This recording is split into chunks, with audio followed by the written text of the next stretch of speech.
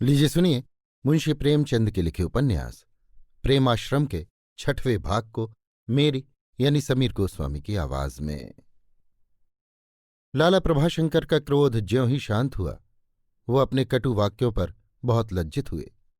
बड़ी बहू की तीखी बातें ज्यों ज्यों उन्हें याद आती थीं ग्लानि और भी बढ़ती जाती थी।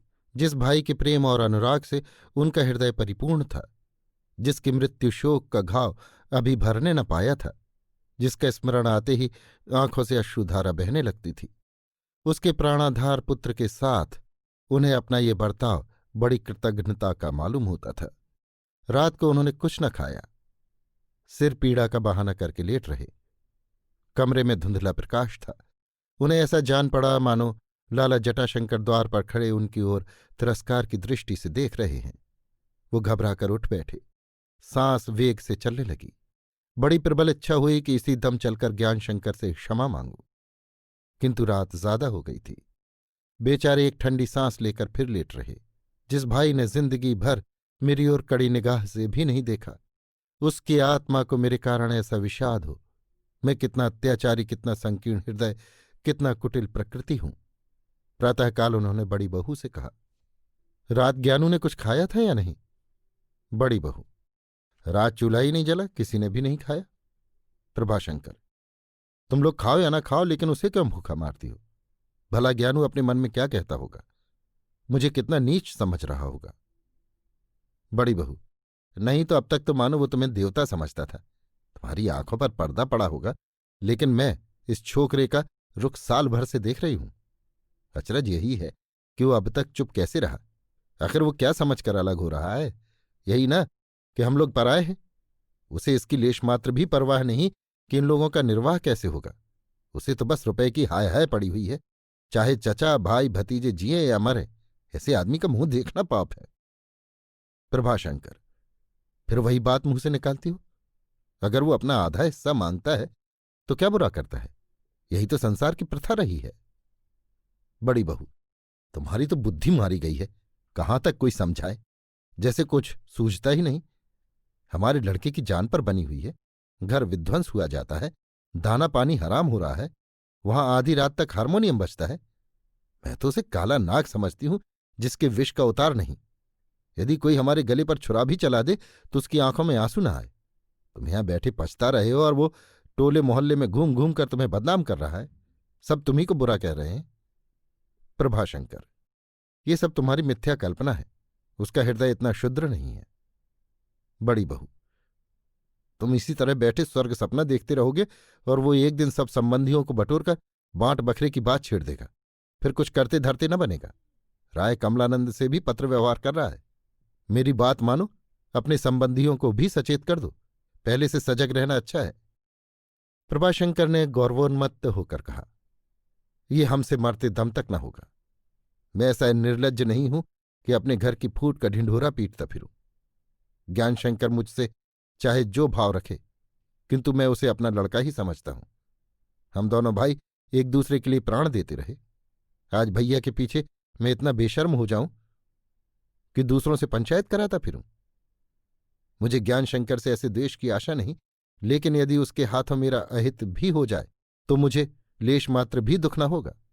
अगर भैया पर हमारा बोझ न होता तो उनका जीवन बड़े सुख से व्यतीत हो सकता था।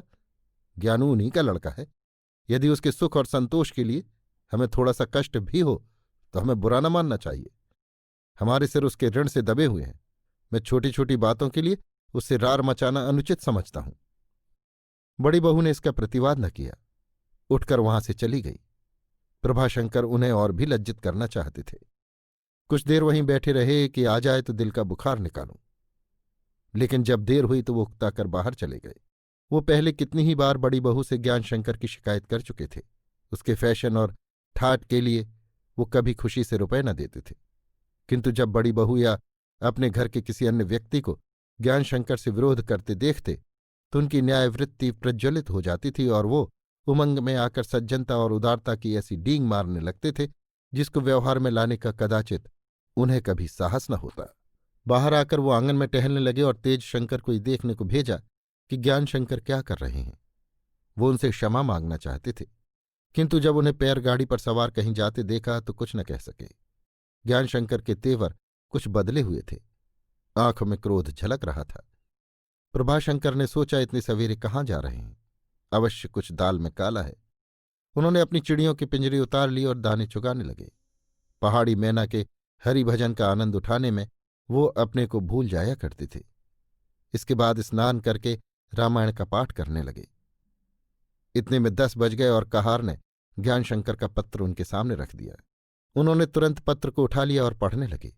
उनकी ईश वंदना में व्यावहारिक कामों से कोई बाधा न पड़ती थी। इस पत्र को पढ़कर उनके शरीर में ज्वाला सी लग गई। उसका एक एक शब्द चिंगारी के समान हृदय पर लगता था। ज्ञानशंकर कितना दंभी और ईर्ष्यालु है, इसका कुछ अनुमान हुआ। ज्ञात हुआ कि बड़ी बहू ने उसकी प्रकृति के विषय में जो आलोचना की थी वो सर्वथा सत्य थी। ये दुस्साहस, ये पत्र उसकी कलम से कैसे निकला? उसने मेरी गर्दन पर तलवार भी चला दी होती तो मैं इतना द्वेष न करता। इतना योग्य और चतुर होने पर भी उसका हृदय इतना संकीर्ण है। विद्या का फल तो ये होना चाहिए कि मनुष्य में धैर्य और संतोष का विकास हो, ममत्व का दमन हो, हृदय उदार हो, न कि स्वार्थपरता। शुद्रता और शीलहीनता का भूत सिर चढ़ जाए। लड़कों ने शरारत की थी, डांट देते, झगड़ा मिटता। क्यों जरा सी बात का बतंगड़ बनाया? अब स्पष्ट विदित हो रहा है कि साथ निर्वाह न होगा। मैं कहाँ तक दबा करूंगा, मैं कहाँ तक सिर झुकाऊंगा? खैर, उनकी जैसी इच्छा हो करें। मैं अपनी ओर से ऐसी कोई बात न करूंगा जिससे मेरी पीठ में धूल लगे। मकान बांटने को कहते हैं, इससे बड़ा अनर्थ और क्या होगा? घर का पर्दा खुल जाएगा, संबंधियों में घर घर इसकी चर्चा होगी। हा दुर्भाग्य! घर में 2 चूल्हे जलेंगे। जो बात कभी न हुई थी वो अब होगी। मेरे और मेरे प्रिय भाई के पुत्र के बीच केवल पड़ोसी का नाता रह जाएगा। वो जो जीवन पर्यंत साथ रहे, साथ खेले, साथ रोए, साथ हंसे, सब अलग हो जाएंगे। किंतु इसके सिवा और उपाय ही क्या है? लिख दूं कि तुम जैसे चाहो घर को बांट लो। क्यों कहूं कि मैं ये मकान लूंगा, ये कोठा लूंगा? जब अलग ही होते हैं तो जहां तक हो सके आपस में मनमुटाव न होने दें। ये सोच लाला प्रभाशंकर ने ज्ञानशंकर के पत्र का उत्तर लिख दिया।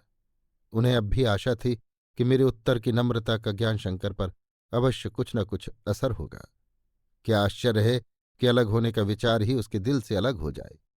ये विचार कर उन्होंने पत्र का उत्तर लिख दिया और जवाब का इंतजार करने लगे। 11 बजे तक कोई जवाब न आया। दयाशंकर कचहरी जाने लगे। बड़ी बहू आकर बोली, लल्लू के साथ तुम भी चले जाओ, आज तजवीज सुनाई जाएगी, जाने कैसी पड़े कैसी ना पड़े। प्रभाशंकर ने अपने जीवन में कभी कचहरी के अंदर कदम न रखा था। दोनों भाइयों की प्रतिज्ञा थी कि चाहे कुछ भी क्यों न हो, कचहरी का मुंह न देखेंगे। यद्यपि इस प्रतिज्ञा के कारण उन्हें कितनी बार हानियां उठानी पड़ी थीं, कितनी ही बार बल खाना पड़ा था, विरोधियों के सामने झुकना पड़ा था, यद्यपि उन्होंने अब तक प्रतिज्ञा का पालन किया था। बड़ी बहू की बात सुनकर प्रभाशंकर बड़े असमंजस में पड़े।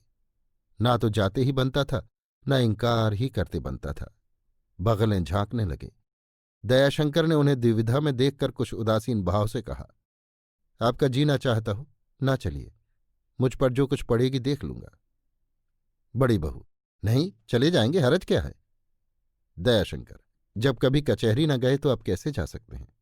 प्रतिज्ञा न टूट जाएगी? बड़ी बहू, भला ऐसी प्रतिज्ञा बहुत देखी है, लाऊं कपड़े? दयाशंकर, नहीं, मैं अकेले ही चला जाऊंगा, आपके चलने की जरूरत नहीं। ये कहकर दयाशंकर चले गए। बड़ी बहू भी पति को अश्रद्धा की दृष्टि से देखते हुए घर में चली गई। प्रभाशंकर मन में बड़ी बहू पर झुंझला रहे थे कि इसने मेरे कचहरी जाने का प्रश्न क्यों उठाया। मैं वहां जाकर क्या बना लेता? हाकिम की कलम तो पकड़ नहीं लेता, ना उससे कुछ विनय प्रार्थना ही कर सकता। और फिर जब कभी ना गया तो अब क्यों जाऊं? जिसने कांटे बोए हैं वो उनके फल खाएगा।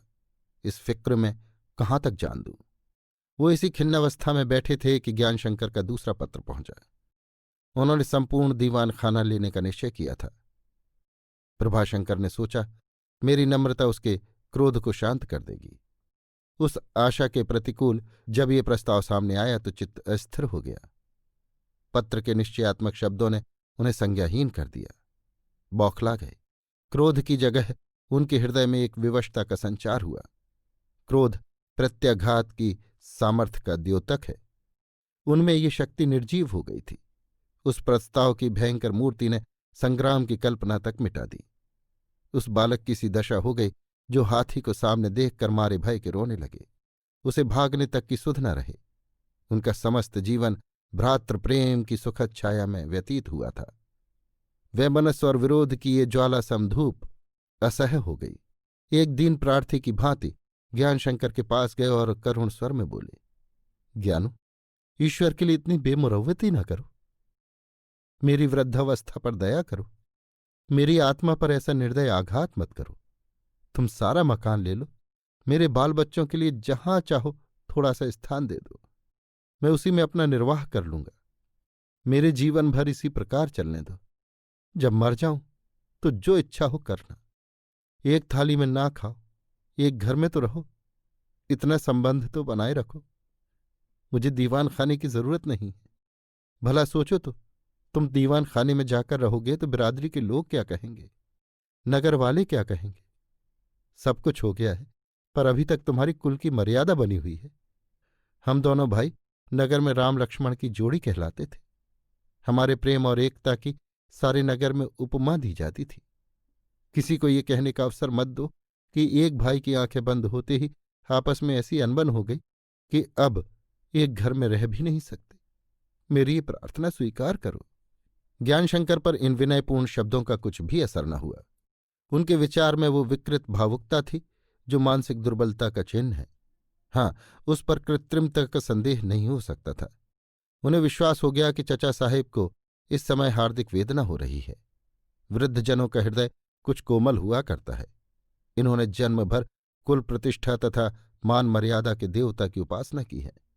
इस समय अपकीर्ति का भय चित्त को अस्थिर कर रहा है। बोले, मुझे आपकी आज्ञा शिरोधार्य है, पर यह तो विचार कीजिए कि इस पुराने घर में 2 परिवारों का निर्वाह हो भी कैसे सकता है। रसोई का मकान केवल एक ही है। ऊपर सोने के लिए 3 कमरे हैं। आंगन कहने को तो है, किंतु वायु और प्रकाश का प्रवेश केवल एक में ही होता है। स्नान गृह भी एक है। इन कष्टों को नित्य नहीं झेला जा सकता। हमारी आयु इतनी दीर्घ नहीं है कि उसका एक भाग कष्टों को ही भेंट किया जाए। आपकी कोमल आत्मा को इस परिवर्तन से दुख अवश्य होगा और मुझे आपसे पूर्ण सहानुभूति है, किंतु भावुकता के फेर में पड़कर अपने शारीरिक सुख और शांति का बलिदान करना मुझे पसंद नहीं। यदि आप भी इस विषय पर निष्पक्ष होकर विचार करेंगे तो मुझसे सहमत हो जाएंगे। प्रभाशंकर, मुझे तो इस बदनामी के सामने ये असुविधाएं कुछ भी नहीं मालूम होती। जैसे अब तक काम चलता आ रहा है उसी भांति अब भी चल सकता है। ज्ञानशंकर, आपके और मेरे जीवन सिद्धांत में बड़ा अंतर है। आप भावों की आराधना करते हैं, मैं विचार का उपासक हूं। आप निंदा के भय से प्रत्येक आपत्ति के सामने सिर झुकाएंगे। मैं अपनी विचार स्वतंत्रता के सामने लोकमत की लेश मात्र भी परवाह नहीं करता।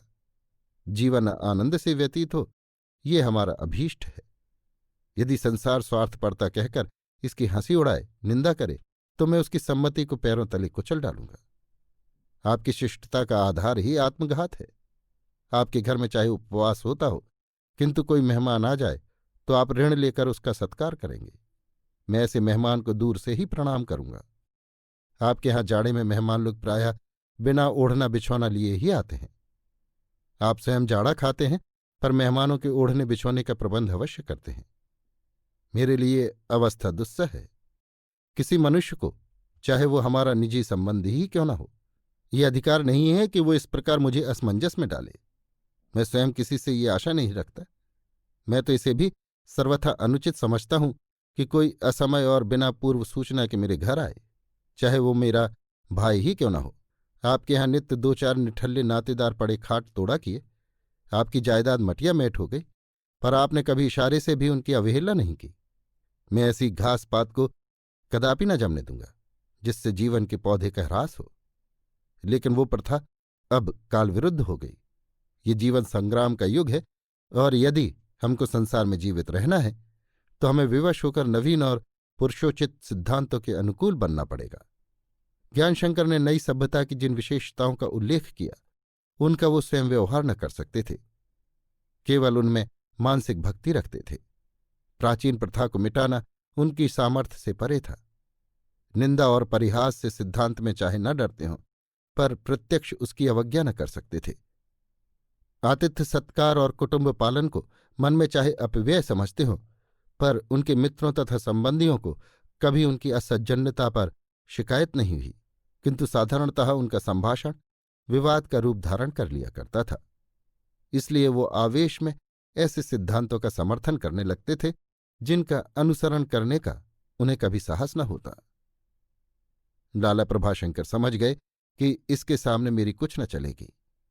इसके मन में जो बात ठन गई है उसे पूरा करके छोड़ेगा। जिसे कुल मर्यादा की परवाह नहीं, उससे उदारता की आशा रखना व्यर्थ है। दुखित भाव से बोले, बेटा मैं पुराने जमाने का आदमी हूं, तुम्हारी इन नई नई बातों को नहीं समझता। हम तो अपनी मान मर्यादा को प्राणों से भी प्रिय समझते थे। यदि घर में एक दूसरे का सिर काट लेते तो भी अलग होने का नाम नहीं लेते, लेकिन तुम्हारी इसमें हानि हो रही है तो जो इच्छा हो करो, मुझे कोई आपत्ति नहीं है। हाँ, इतना अवश्य कहूंगा कि अभी 2-4 दिन रुक जाओ। जहां इतने दिनों तकलीफ उठाई है, 2-4 दिन और उठा लो। आज लल्लू के मुकदमे का फैसला सुनाया जाएगा। हम लोगों के हाथ पैर फूले हुए हैं, दाना पानी हराम हो रहा है। जरा ये आग ठंडी हो जाने दो। ज्ञान शंकर में आत्मश्लाघा की मात्रा अधिक थी। उन्हें स्वभावतः तुच्छता से घृणा थी, पर यह ममत्व अपना गौरव और सम्मान बढ़ाने के लिए उन्हें कभी कभी धूर्तता की प्रेरणा किया करता था, विशेषतः जब उसके प्रकट होने की कोई संभावना न होती थी। सहानुभूतिपूर्ण भाव से बोले, इस विषय में आप निश्चिंत रहें। दयाशंकर केवल मुक्त ही नहीं बरी हो जाएंगे। उधर के गवाह जैसे बिगड़े हैं वो आपको मालूम ही है। तो इस पर भी सबको शंका थी कि ज्वाला सिंह जरूर दबाव में आ जाएंगे। ऐसी दशा में मुझे कैसे चैन आ सकता था। मैं आज प्रातःकाल उनके पास गया और परमात्मा ने मेरी लाज रख ली। ये कोई कहने की बात नहीं है, पर मैंने अपने सामने फैसला लिखवाकर पढ़ लिया, तब उनका पिंड छोड़ा। पहले तो महाशय देर तक बगले झाँकते रहे, पर मैंने ऐसा फटकारा कि अंत में लज्जित होकर उन्हें फैसला लिखना ही पड़ा। मैंने कहा, महाशय आपने मेरी ही बदौलत बीई की डिग्री पाई है, इसे मत भूलिए। यदि आप मेरा इतना लिहाज भी न करेंगे तो मैं समझूंगा कि एहसान संसार से उठ गया। प्रभाशंकर ने ज्ञान बाबू को श्रद्धापूर्ण नेत्रों से देखा। उन्हें ऐसा जान पड़ा कि भैया साक्षात सामने खड़े हैं और मेरे सिर पर रक्षा का हाथ रखे हुए हैं। अगर अवस्था बाधक न होती तो वो ज्ञान शंकर के पैरों पर गिर पड़ते और उसे आंसू की बूंदों से तर कर देते। उन्हें लज्जा आई कि मैंने ऐसे कर्तव्यपरायण, ऐसे न्यायशील, ऐसे दयालु, ऐसे देवतुल्य पुरुष का तिरस्कार किया। ये मेरी उद्दंडता थी कि मैंने उससे दयाशंकर की सिफारिश करने का आग्रह किया। ये सर्वथा अनुचित था। आजकल के सुशिक्षित युवकगण अपना कर्तव्य स्वयं समझते हैं और अपनी इच्छानुकूल उसका पालन करते हैं। यही कारण है कि उन्हें किसी की प्रेरणा अप्रिय लगती है। बोले, बेटा ये समाचार सुनकर मुझे कितना हर्ष हो रहा है वो प्रकट नहीं कर सकता। तुमने मुझे प्राणदान दिया और कुल मर्यादा रख ली। मेरा रोम रोम तुम्हारा अनुग्रहित है। मुझे अब विश्वास हो गया है कि भैया देवलोक में बैठे हुए भी मेरी रक्षा कर रहे हैं। मुझे अत्यंत खेद है कि मैंने तुम्हें कटु शब्द कहे। परमात्मा मुझे इसका दंड दे। मेरे अपराध क्षमा करो। बुढ़े आदमी चिड़चिड़े हुआ करते हैं, उनकी बातों का बुरा ना मानना चाहिए। मुझे ये स्वीकार करते हुए खेद होता है कि तुम्हें अपना अशुभ चिंतक समझने लगा था, पर अब मुझे तुम्हारी सज्जनता, तुम्हारा भ्रातृ स्नेह और तुम्हारी उदारता का अनुभव हुआ। मुझे इस मति भ्रम का सदैव पछतावा रहेगा। ये कहते कहते लाला प्रभाशंकर का गला भर आया। हृदय पर जमा हुआ बर्फ पिघल गया। आंखों से जल बिंदु गिरने लगे, किंतु ज्ञानशंकर के मुख से सांत्वना का एक शब्द भी न निकला। वो इस कपटाभिनय का रंग भी गहरा न कर सके। प्रभाशंकर की सरलता, श्रद्धालुता और निर्मलता के आकाश में उन्हें अपनी स्वार्थांधता, कपटशीलता और मलिनता अत्यंत कालिमापूर्ण और ग्लानिमय दिखाई देने लगी। वो स्वयं अपनी ही दृष्टि में गिर गए। इस कपटकांड का आनंद न उठा सके। शिक्षित आत्मा इतनी दुर्बल नहीं हो सकती। इस विशुद्ध वात्सल्य ध्वनि ने उनकी सोई हुई आत्मा को एक क्षण के लिए जगा दिया। उसने आंखें खोली, देखा कि मन मुझे कांटों में घसीटे लिए जाता है। वो अड़ गई, धरती पर पैर जमा दिए और निश्चय कर लिया कि इससे आगे न बढ़ेंगे। सहसा सैयद इजाद हुसैन मुस्कुराते हुए दीवान खाने में आए। प्रभाशंकर ने उनकी ओर आशा भरे नेत्रों से देखकर पूछा, कहिए कुशल तो है? इजाद, सब खुदा का फजलो करम है। लाइए मुंह मीठा कराइए। खुदा गवाह है कि सुबह से अब तक पानी का एक कतरा भी हलक के नीचे गया हो। भारे खुदा ने आबरू रख ली। बाजी अपनी रही, बेदाग छुड़ा लाए। आज तक न लगी। हक यह है कि जितनी उम्मीद थी उससे कुछ ज्यादा ही कामयाबी हुई। मुझे ज्वाला सिंह से ऐसी उम्मीद न थी। प्रभाशंकर, ज्ञानू, ये तुम्हारी सत्प्रेरणा का फल है। ईश्वर तुम्हें चिरंजीवी करे। ईजाद, बेशक बेशक, इस कामयाबी का सेहरा आपके ही सिर है। मैंने भी जो कुछ किया है आपकी ही बदौलत किया है। आपका आज सुबह को उनके पास जाना काम कर गया। कल मैंने इन्हीं हाथों से तजवीज लिखी थी, वो सरासर हमारे खिलाफ थी। आज जो तजवीज उन्होंने सुनाई वो कोई और ही चीज है। ये सब आपकी मुलाकात का नतीजा है। आपने उनसे जो बातें की और जिस तरीके से उन्हें रास्ते पर लाए, उसकी हर्फ ब हर्फ इत्तला मुझे मिल चुकी है। अगर आपने इतनी साफगोई से काम न लिया होता तो वो हजरत पंजे में आने वाले न थे। प्रभाशंकर, बेटा, आज भैया होते तो तुम्हारा ये सदुद्योग देखकर उनकी गज भर की छाती हो जाती। तुमने उनका सिर ऊंचा कर दिया। ज्ञानशंकर देख रहे थे कि इजाद हुसैन चचा साहब के साथ कैसे दांव खेल रहा है और मेरा मुंह बंद करने के लिए कैसी कपट नीति से काम ले रहा है, मगर कुछ बोल न सकते थे। चोर चोर मोसेरे भाई हो जाते हैं। उन्हें अपने ऊपर क्रोध आ रहा था कि मैं ऐसे दुर्बल प्रकृति के मनुष्य को उसके कुटिल स्वार्थ साधन में योग देने पर बाध्य हो रहा हूं। मैंने कीचड़ में पैर रखा और प्रतिक्षण नीचे की ओर फिसलता जाता हूं। अभी आप सुन रहे थे मुंशी प्रेमचंद के लिखे उपन्यास प्रेमाश्रम के 6वें भाग को मेरी यानी समीर गोस्वामी की आवाज में।